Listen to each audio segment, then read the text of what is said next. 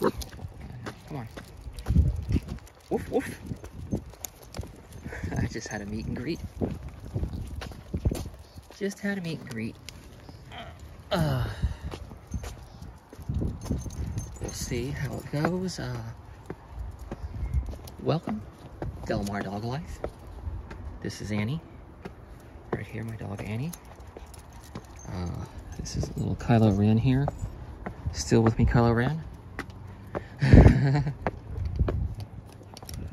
Alright, set you down. Kylo can't do stairs.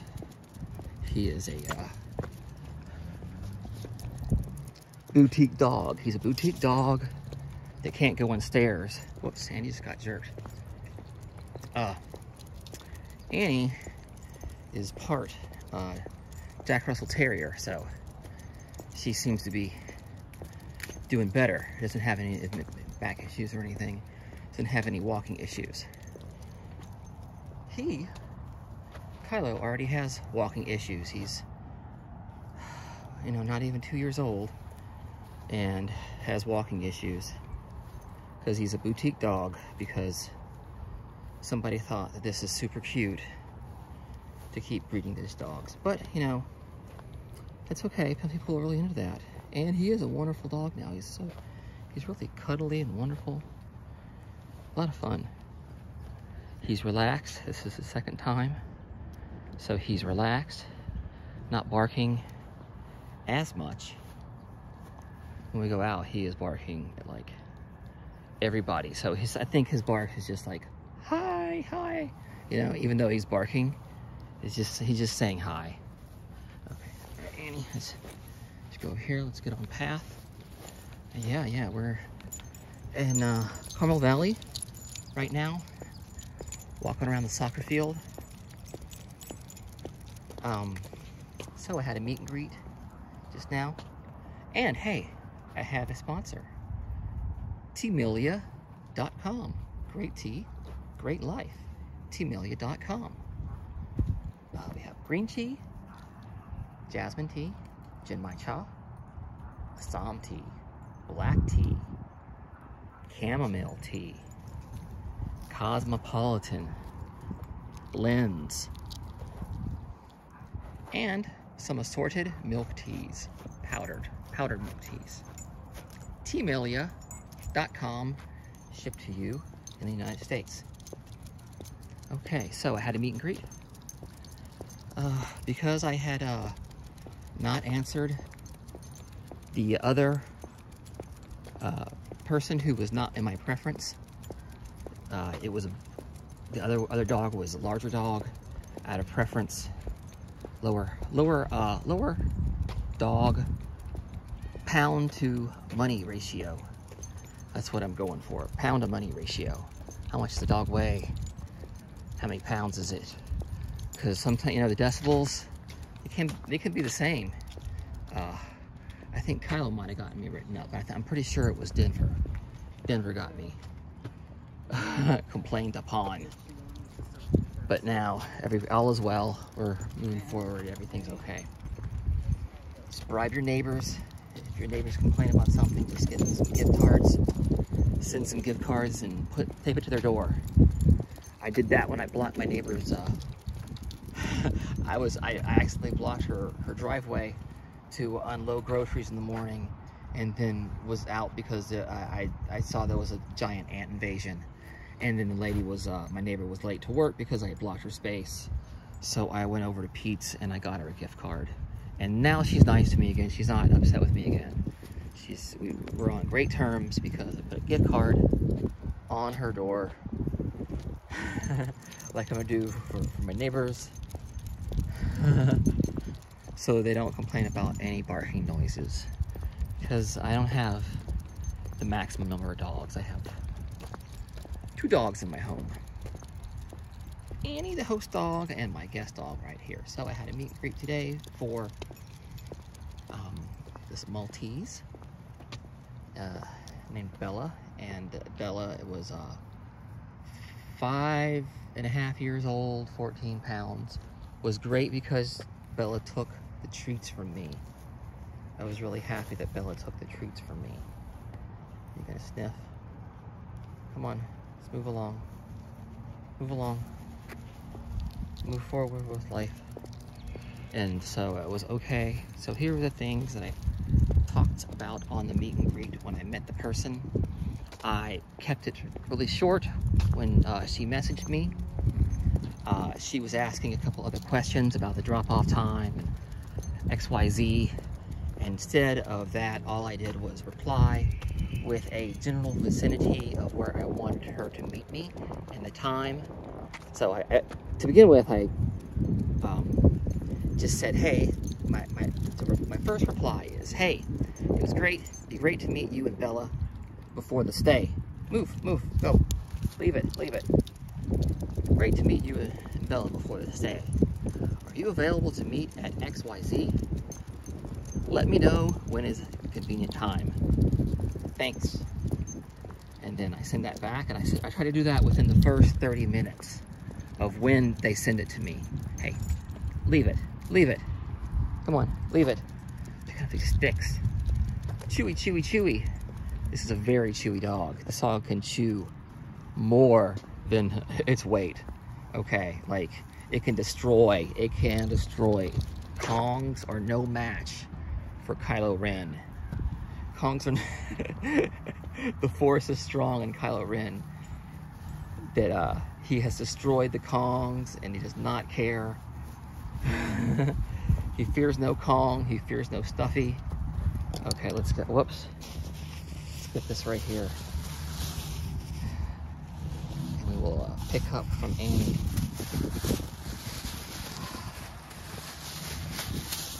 So, yeah, I had a meet and greet, and that was a short and sweet.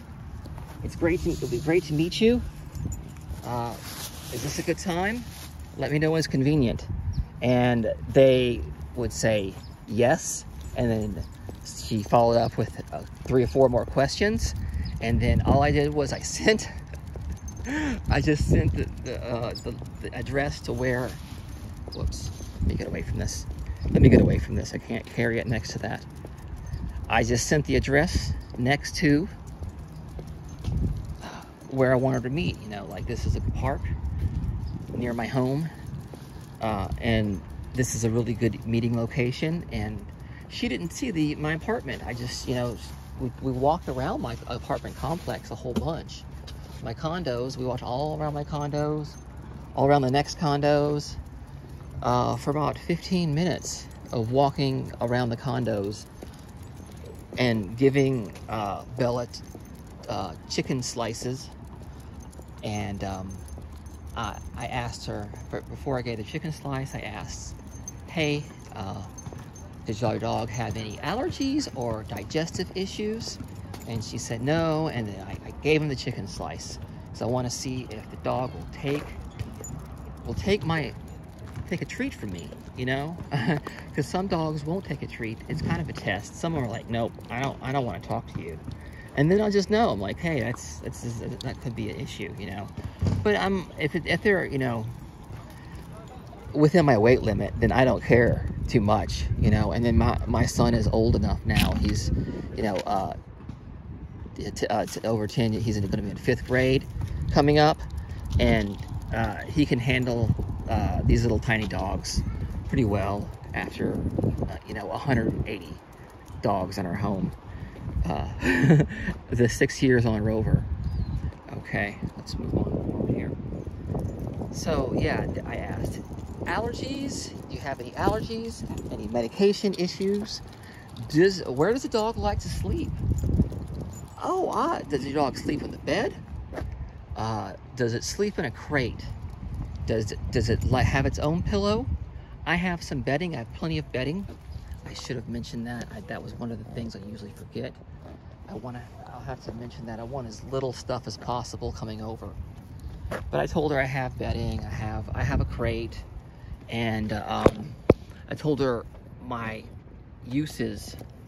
Let's get out of here. This is going to keep happening. You're going to keep wrapping around the poles. I said that my policy for using the crate, you know, generally just for eating, if I need them to separate, but now I have wooden gates, so I use the wooden gates instead, and that's, you know, really sufficient for dogs this size, like Kylo ran here. And that way Annie can eat in peace without some dog trying to take her food. So now, yeah, and then after that, you know, we got still walking and giving treats. And then, you know, I give her a background of why I'm a good dog owner. I also showed her my Instagram so she could see the kind of photos that I send. I told her, yeah, that's a good thing, because if I showed, you know, try to give a good minute of going through all my past dog pictures. If I have any pictures that I've taken of dogs, about the locations that I take them, I made sure to show, oh, I go to this beach, I go to this mall, and you know, here's a picture of this dog at this location, at this shopping center right here. And so I really showed the pictures, the photography, because that's some real concrete proof right there. If you have good photography skills and you can make the dogs look cute in the photos, then that helps your profile. That improves your profile, because these public makes the pictures public, and they can look at the pictures, and if they think they're very cute, then, you know, it helps improve things. And then also the owner is happy with the cute pictures of your dog, of their dog, you know, and they know that, like, oh, my dog went to Fiesta Island. Oh, my dog's going on vacation too. My dog's, you know, this is, you know, a great value, you know, like I want to make it seem like a luxury service. Give them lots of attention. You know, I have the low number of low number, and I'm charging a higher fee. And so that's, and then I don't have over 40 pounds. So, but that's the great thing about with Rover that's been mentioned before, is that you don't have to discuss rates. They already know what the rates are. If they contact you through Rover or meet and greet, the meet and greet through Nextdoor, you know, if you post on Nextdoor a lot, your other Facebook community Facebooks, they may not see your rates. So you have to have that discussion. It's best to include your rates up front, right in the first interaction, you know, that way, because that way they're not going to haggle about it. And if you're using Nextdoor, or if you're independent, not on the platform, there's stuff like timetopet. Timetopet is a software service that does the same, has the same dashboards as Rover and Wag, and can handle your money, handle your finances for your pet business. It does bookings and stuff. I'm thinking about getting a couple months of that, just to see how it goes, especially around, you know, Christmas time. That way you can develop your own clients. So that's the difference between a meet and greet, between Rover and Wag, and then, you know, meeting someone on Nextdoor, because there might be discussion about money, you know, and then they might try to haggle with you, in which case then you know that you need to raise your rates anyway, because they're trying to lower it.